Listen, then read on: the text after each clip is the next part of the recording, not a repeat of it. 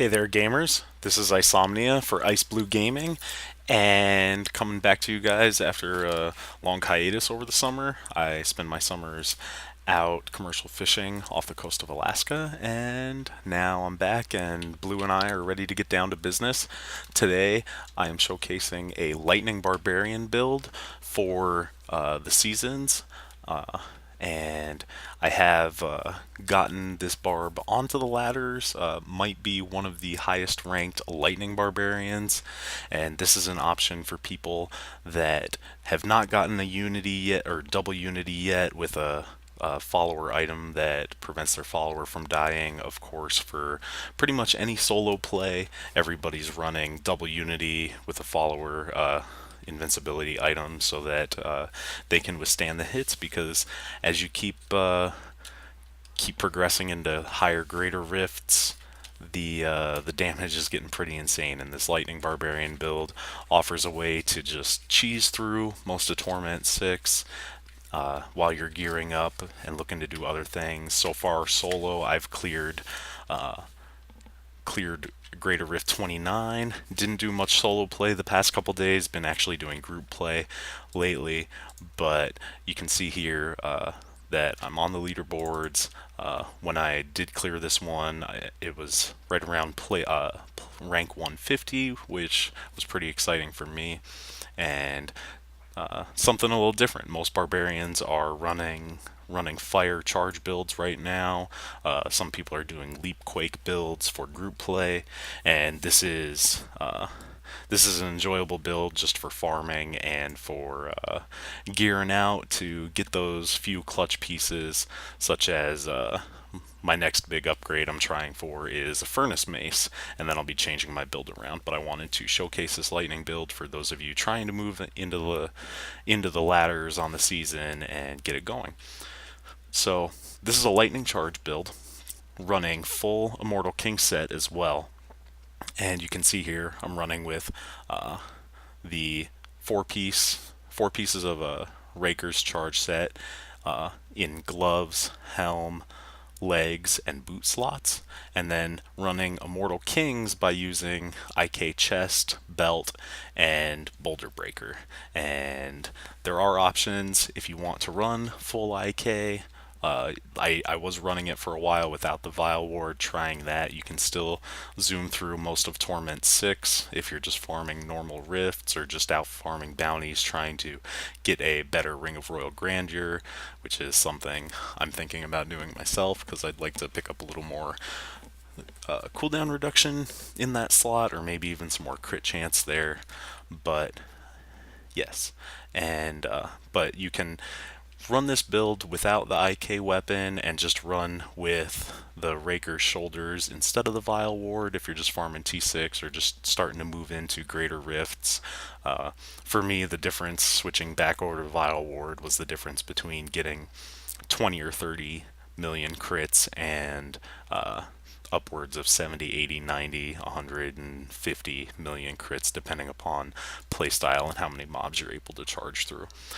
For this build, I'm running with, of course, Mirene for the single target damage, especially on Greater Rift bosses, and on occasion for just regular farming, I will change out either Bane of the Trapped or Mirene to a Wreath of Lightning, since this is a lightning build.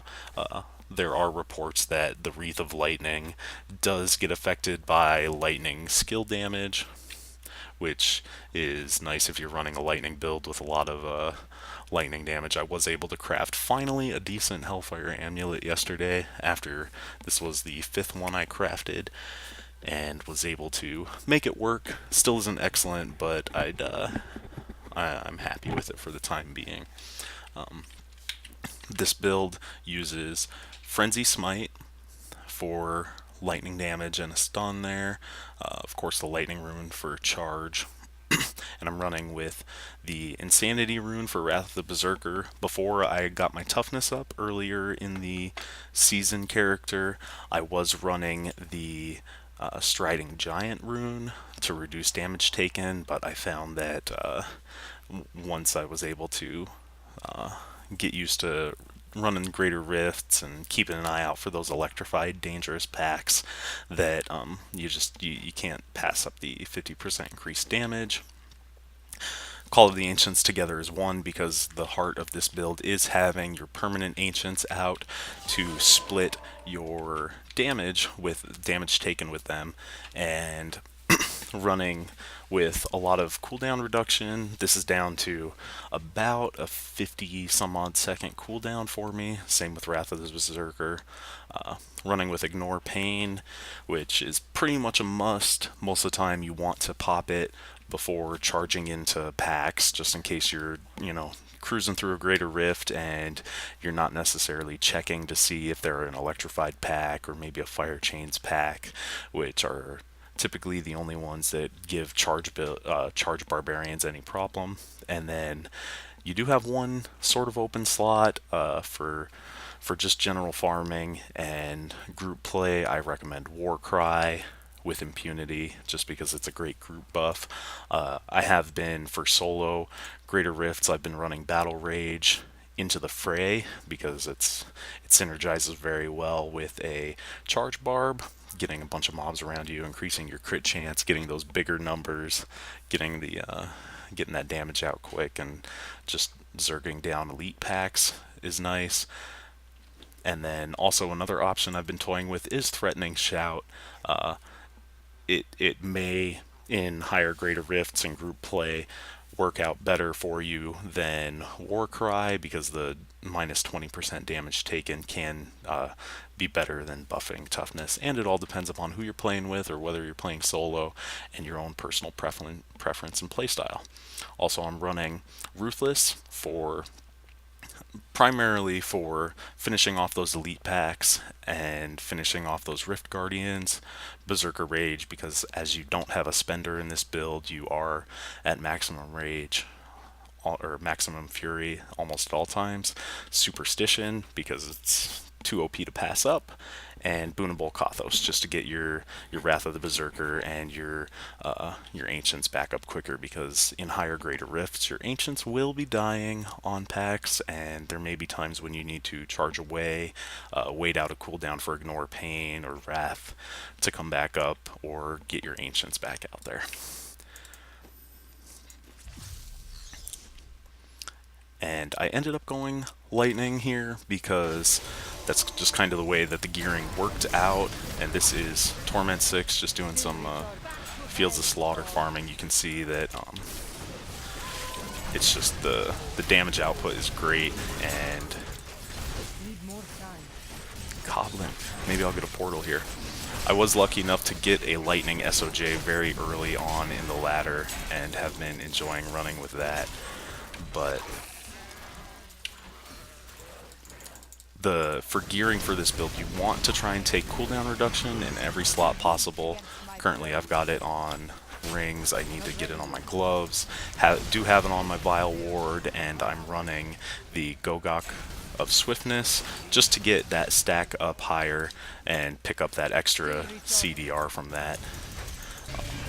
This Lightning Charge Barb, it's a fun way to play, and it's a great way to get yourself geared out without and have the survivability to withstand some higher Greater Rifts in group play. I've managed to clear Greater Rift 32 with friends, and it provides great damage and support, as well as if you've ever played with or played as a Pull Monk or a Leapquake Barb with the Pull, you can horde enemies together and get them grouped up very well, especially in Greater Rifts.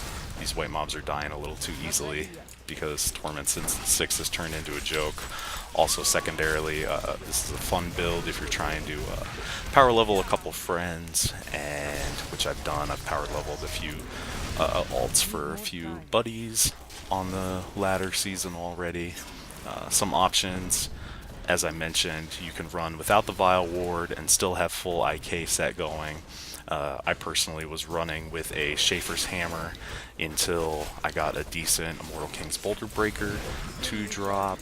And another option is you can run Lightning without running the full IK build but it's so enjoyable to have those ancients up 100% of the time, especially in greater rifts, just to soak that extra damage you're taking if you're playing by yourself, since you can't run with unity.